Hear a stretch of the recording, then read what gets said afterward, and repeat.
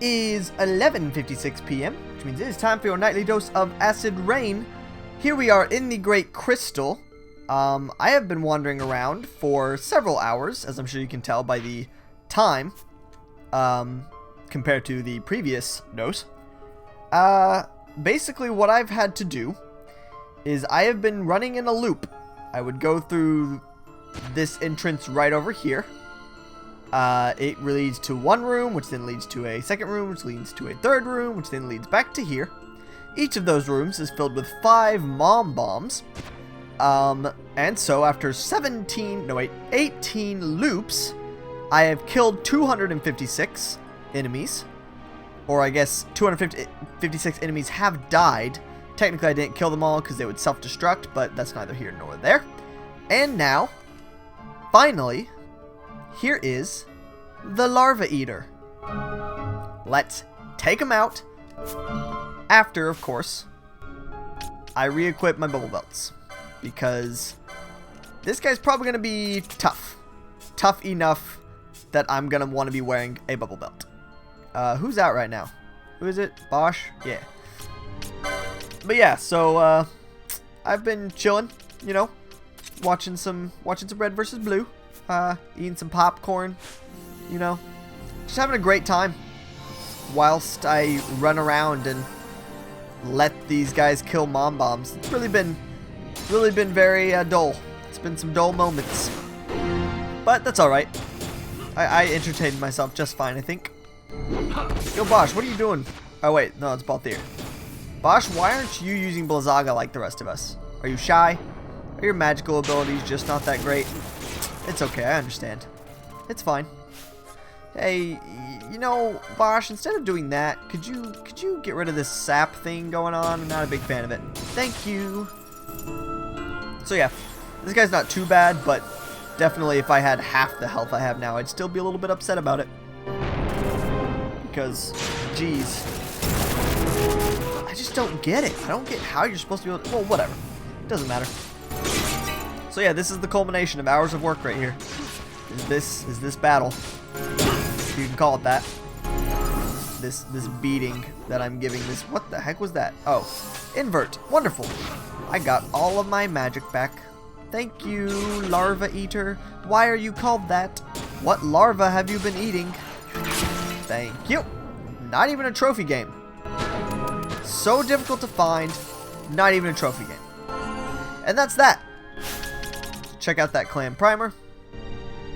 Hopefully I will never, ever have to come to this Great Crystal again. I am very hopeful that that is the case. Because I've killed everything in here a bajillion times, so I can't imagine that I need to kill any more of them. Gargoyle, oft appearing in the legendary? That's a word? Of the ancient city. This strain, as yet unrecorded in the camp annals, is hunted in Giruvegan. No, it's not. It's hunted in the Great Crystal. It's different. Well, anyways. My, hours to rare game ratio. It's not doing so hot right now. In particular, it's high. This is not where I want to be. This is definitely not where I want to be. Get out of here. This is not what I wanted. Yeah, in particular, lots of hours. Very few rare game being caught? Killed. I'm not catching anything. I am a monster hunter, not a monster catcher. It's very important. And now I have no idea where I am. Great. Just great. I think I can figure it out, though, based on the fact that this was the gate. So to the right? This way. Yes. Okay. Is that right? Is that gate closed? Yes. Yes. So yeah, I didn't end up doing the Leo Gate thing. Instead, I just made a loop. That was Sagittarius Gate area, by the way. I know it's really hard to tell like what these areas are. So basically, if you're wanting to do this, you just come in here, go straight to the the special area through Warp Gate Waystone 9, and then you just make loops and kill a bunch of mom bombs. You don't even have to make a streak out of it. nor do you actually have to kill all the mom bombs. If they self-destruct, that is a-okay. And after 18 loops, you're good. You're done. That's it. Technically, you could probably do it in fewer than 18 loops if you were willing to break the chain. But because there were some ghosts that would appear here and there that I was avoiding because I wanted the chain to happen. But other than that, it wasn't difficult per se. Definitely took some time though. Definitely took some time. So now I have to decide what rare game shall be my next target. I'm thinking Zertanan Caverns, perhaps. I'm gonna have to teleport no matter what. So Zertanan Caverns seems like the most isolated of them. Although all of them are pretty spread out, so I'm not sure how it happened, but it seems like in most areas, the Feywood was an exception because I don't think I'd really done any rare game hunting there. But in most areas, I missed like exactly one rare game. I got most of them, missed one. So, shouldn't be too bad. Shouldn't take too long, which is kind of a bad thing. Although we're leveling up pretty fast. We're already past 75. Got one at 76. Vaughn is already at 87. Pretty good. I'm trying to decide whether or not after I'm done with this, after I'm done with all of this, like I'm done killing the rare game, done killing any other things that aren't rare game that I need to kill. After I'm done with all that, will I grind? I think the answer is yes, but I have yet to decide. Because it'll be a long grind. Because if I were to grind, it would be trying to get everyone up to 99, basically. Because Yasmat's tough. From what I've heard, even with all 99s, he can still take up to 2 hours, which is crazy. Now, that doesn't necessarily mean he's hard. The King Behemoth, right? He also took a very long time, but he was not difficult. I was actually able to leave it alone. Like, I didn't even have to watch the battle. I could just let my gambits do all the work. That's a sign of a good video game right there, where you can just leave it for hours, not touch it, and something good happens. And you actually progress by doing absolutely nothing. That's really how you know that you've struck gold. Do I even want to fight you? I mean, I guess. What little grinding I can do just by walking from place to place is worth it. Especially in a place like this where the enemies are actually pretty tough, relatively speaking. Hello, I killed your, like, the strongest one of you. Silly little goblin gargoyle creatures. They're very strange looking and very large ears. I'm sure they can hear lots of things. I wonder what made the larva eater decide that, oh, hello, Diacon Entite. I need you. But Bosch will have to go if I'm going to attack you, because Dark Elementals is not okay. Alright, Diacon Entite. I am interested in what you have to offer. Wait, he's weak. Whoops. Okay, whoops. Bring Bosch back out here then. If he's weak to dark, then I absolutely want Bosch in on this. Let's do it. The Entites are some of the most fun to me because they're all basically the same and each area has like its own, you know? It makes it seem like each area kind of has its own element, has its own feel to it. I really enjoy that kind of thing. I think every single area has an Entite. I'm not 100% sure on that, but it seems like it, you know?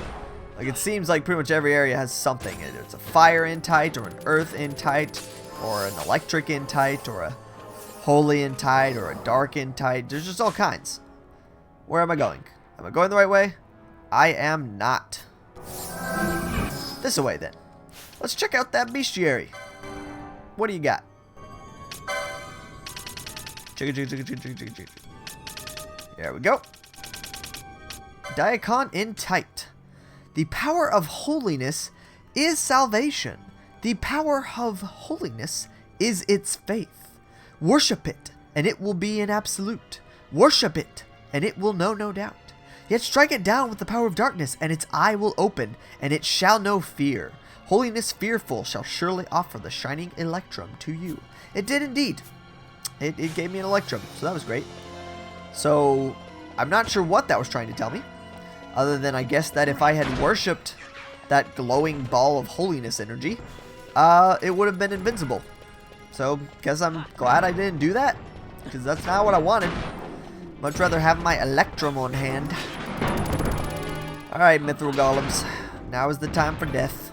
Thank you. These... I'm unsure of what these hallways are actually made of. Is it ice? Is it glass? Is it frozen glass? Is it magic? Probably. Everything here is a little bit magic. Just like in real life, guys. There's magic everywhere. Yada yada yada. Hippie stuff. And I mean that in a non-derogatory way. I mean that factually. As in, saying that everything is magical is a hippie thing to do. It has nothing to do with whether or not hippies are good or bad. So let it be on record that I have nothing against hippies. That's important. It's one of the #1 rules of the internet that you never insult a large group of people. Because the fact of the matter is, members of that large group of people are very likely to be part of what makes you popular on the internet. But that's not really the point, right? Being popular on the internet is not the biggest deal. I know, shocker, right? Here I am, talking over video games on the internet in order to presumably gain some amount of popularity on the internet. And I'm telling you, it's not that important to be popular on the internet. But, seriously, the main reason to not go insulting large groups of people is that no matter what group it is, chances are there are good people who are parts of that group. People that you would enjoy being around that are parts of that group. And yes, I mean literally any group. Racist? Yep. There are probably good people there. Heck, my parents are probably racist, according to some people's definitions. But they're not terrible people. I love them. They love each other. They have raised me. They have helped people. You can't just... Is the fact that they are racist wrong? Yeah. Yeah, it is.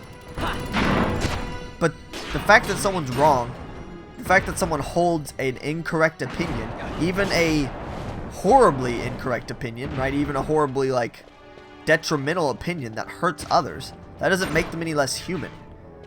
Someone being a douchebag does not make them not human. They still deserve to be treated with at least the amount of respect that you expect to be treated with as a human being. And that's something that a lot of people don't agree with. Either just don't agree with, or yeah, basically just don't agree with. A lot of people would argue that if someone's a terrible person, then you should treat them terrible. But that doesn't help.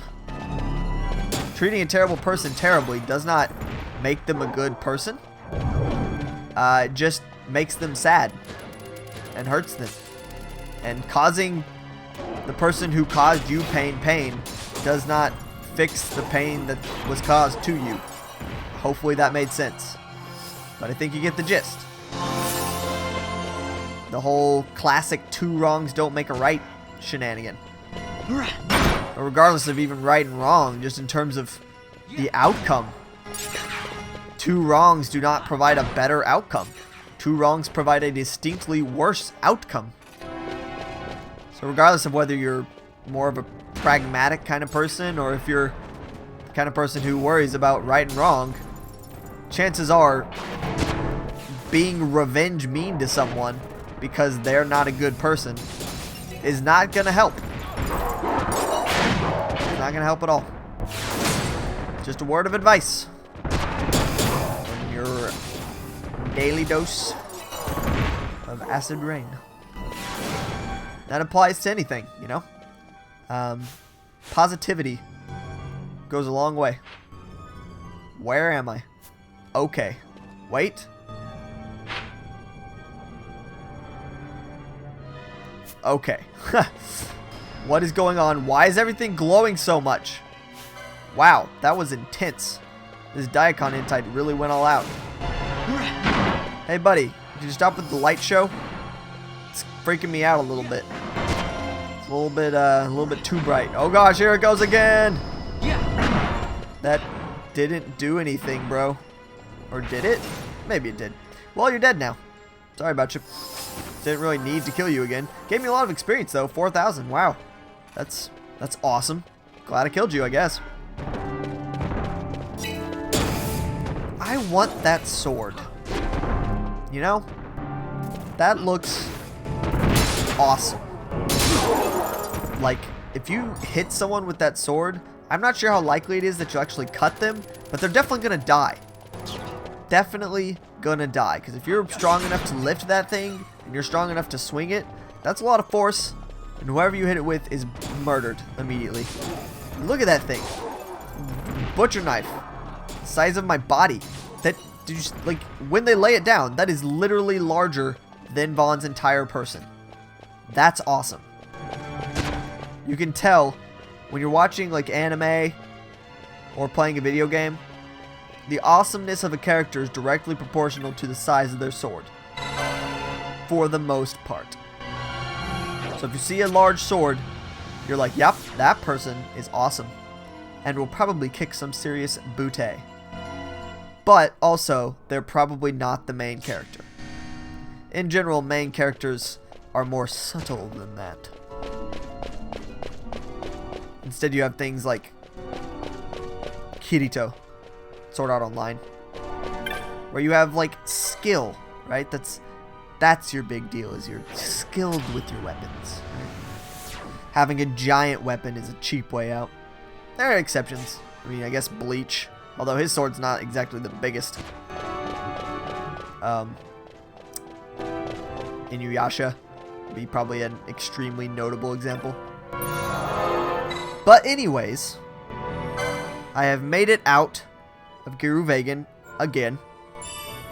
Had some unnecessarily